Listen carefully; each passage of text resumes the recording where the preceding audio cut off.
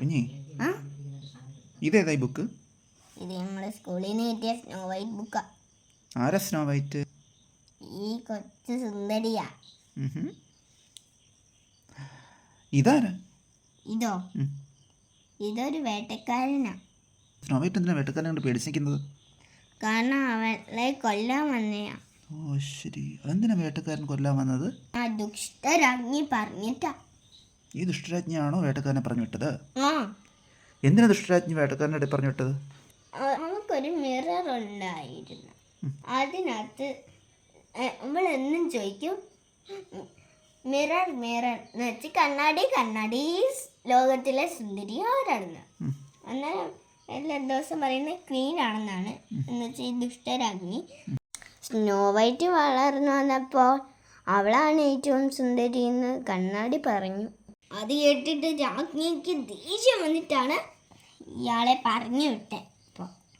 ഇതെന്തിനാ snow white ജോലികളൊക്കെ ചെയ്യുന്നത്? ഓ, അതാ ഇവളുടെ വീടല്ല, 7 കൊള്ളന്മാരുടെ വീടാ. പൊക്കം കുറഞ്ഞ കൊള്ളന്മാര്. അങ്ങോട്ട് ചെന്നിട്ട് പിന്നെ അവിടുത്തെ ഭക്ഷണം ഫുൾ കഴിച്ചിട്ട് പിന്നെ ഇതെല്ലാം വൃത്തിയാക്കിയിട്ട് അങ്ങനെ കിടന്നങ്ങ് പറഞ്ഞു. ഇവരാണല്ലേ 7 കൊള്ളന്മാര്? ആ. ഈ രാജ്ഞിക്ക് എപ്പോഴും ദേഷ്യമാണല്ലോ.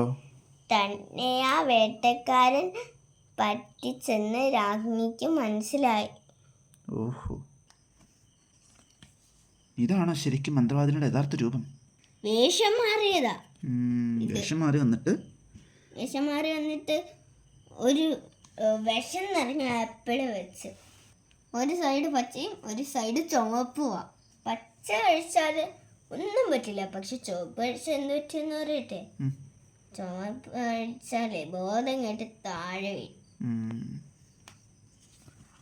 ഇച്ചിരി ഒന്ന് കഴിച്ചതേ ഉള്ളൂ, അപ്പോഴത്തേക്കും ഒന്ന് ബോധം കിട്ടും. ഇതാരാ?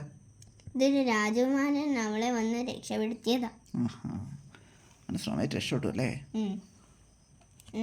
നൈസ്.